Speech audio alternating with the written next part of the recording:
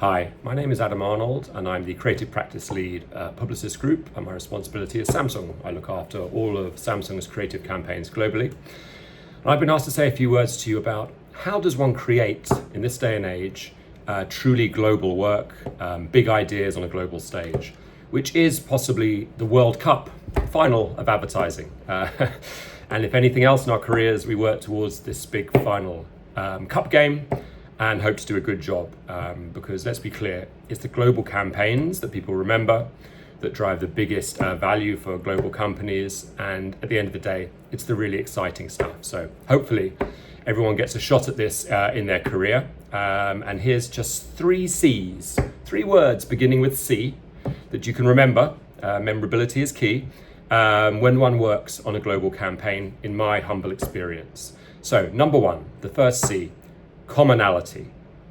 And what I mean by commonality is that you need a very accessible big idea. Now, when you work in a local market, it's easy, right? Everyone understands the joke. You can be quite colloquial, you can be quite localized, and that's fine. But unfortunately, when you ladder up to trying to speak to 80 countries at once, you can't. And you need some commonality between those 80 markets. Now, if you're Nike, that's quite easy because you use a commonly admired celebrity, talent. Just Do It is a great idea, but actually it's only worked because Just Do It has been filled with meaning by stars that the whole world knew, right? Michael Jordan, Tiger Woods, the Venus Sisters. Like, it's pretty simple. It's pretty simple. That's how that worked. Now, not everyone gets that opportunity. Sometimes you have to do the hard work instead. So when you're doing it the hard way without the talent, you need to find an idea that everyone can understand around the world without going for the lowest common denominator.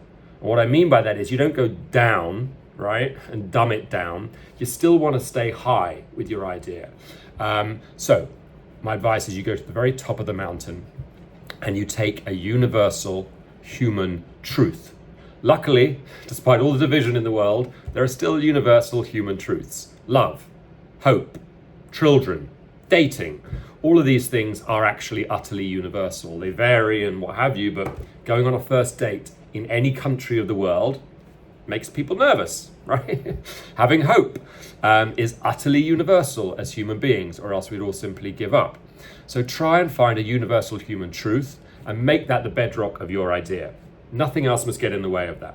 And every time you tell a story, it must ladder up to that idea. You have to be so strict on yourself with global campaigns. You don't have any other way of doing it. So that's a little bit of a thought on that. And if you look at Samsung, we did it with do what you can't. The idea do what you can't is, I would say, all about personal progress. And again, every one of us gets up in the morning and wishes to progress, wants tomorrow to be better than yesterday. That's a universal human truth. We might do it for our families, we might do it for our country, whatever. We might do it for our personal vanity and pride, but progress is at the heart of all of our endeavor. So do what you can't, pretty appealing in 80 markets around the world because everyone's got things they can't do. Everyone has obstacles to their progress and they wish them to overcome. A tech brand comes in and says, hey, we're the thing that removes the obstacles. And here's a really memorable, exciting way of thinking about that. Do what you can't. It's a hashtag. It's simple, it's universal. And the language is cool, but not too cool. So do what you can't.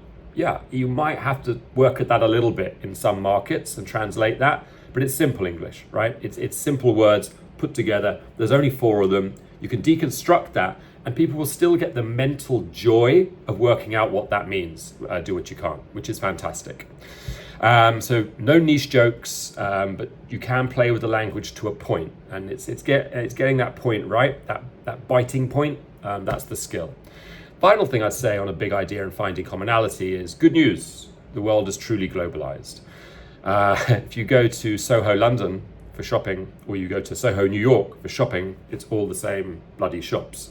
Now, it's kind of depressing, but it's good news for advertisers, which is we live in an era of global brands, and that's the way it works. Thanks to the internet in terms of commerce, but also in terms of culture, thanks to what I call internet grammar, the grammar of the internet. not just memes, but like the whole way people now communicate is utterly universal. WhatsApp's the same all around the world, right? Emojis are the same all around the world. And we've all just developed this new way of speaking. It's like the final chapter on the Tower of Babel. No, we all speak the same language, again, thanks to the internet. So good news, we live in a global era, but you still have to do the hard work and find that commonality. Number 2, consistency. This is absolutely key. You want to see exactly the same idea in an airport as you do on Instagram. And if you haven't got that going, you haven't got a global idea. Now, you can let local markets play around a little bit and substitute an Eiffel Tower for the pyramids in Egypt. Sure, if that's what you want to do.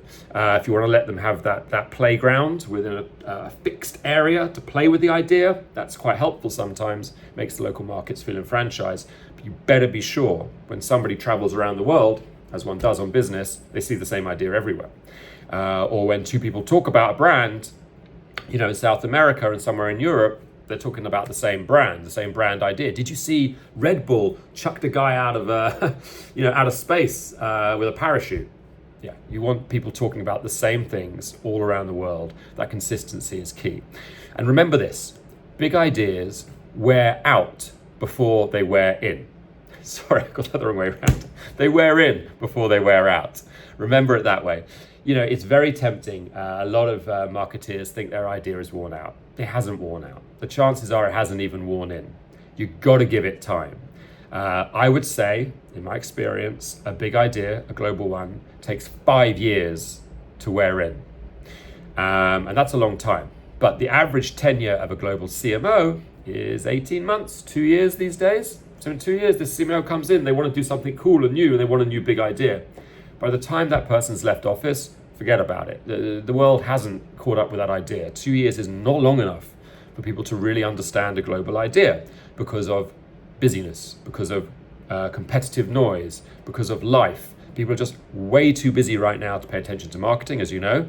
So actually, you need 5 years to get through to them with a big idea. You need several Red Bull extravaganzas for people to give you wings. It's that's the level we're playing at, and that is why only big global brands can succeed now, because they have the money and the time. But they forget they've got the time. So it's your job to keep consistency of a big idea and make sure that people don't sway on the way. And that comes to my final C, which is commitment. Your commitment to the big idea. If you personally don't have it, trust me, it'll evaporate. So you must see yourself as the campaign guardian. You may not be the brand guardian, that's the client's role, okay? But the campaign guardianship is yours. And the moment that you no longer defend that idea, I promise you it's dead. Everyone will walk away. It'll just be PowerPoint. So remember, familiarity breeds love, right? And you only get familiarity by a lot of dwell time, a lot of hard work, a lot of putting up with things you don't want to put up with for the good of this campaign, but that's the way it is. So please take your clients on a journey. Remember, it's going to be a long journey. You will literally fly around the world with your big idea, and you have to be utterly committed to it, like a relationship.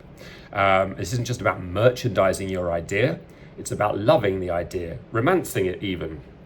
If you look at big ideas like Technik, look up that Audi campaign in the UK. It's a phenomenal campaign. It's 40 years old because everyone has loved that. In the agency where it was created in BBH, everyone has loved Technik, this big idea to sell Audi cars for 40 years. And yes, the idea has moved on without moving off many times. What it meant 40 years ago and what it means today is the same, but we found new ways of telling that story. It means progress through technology in German.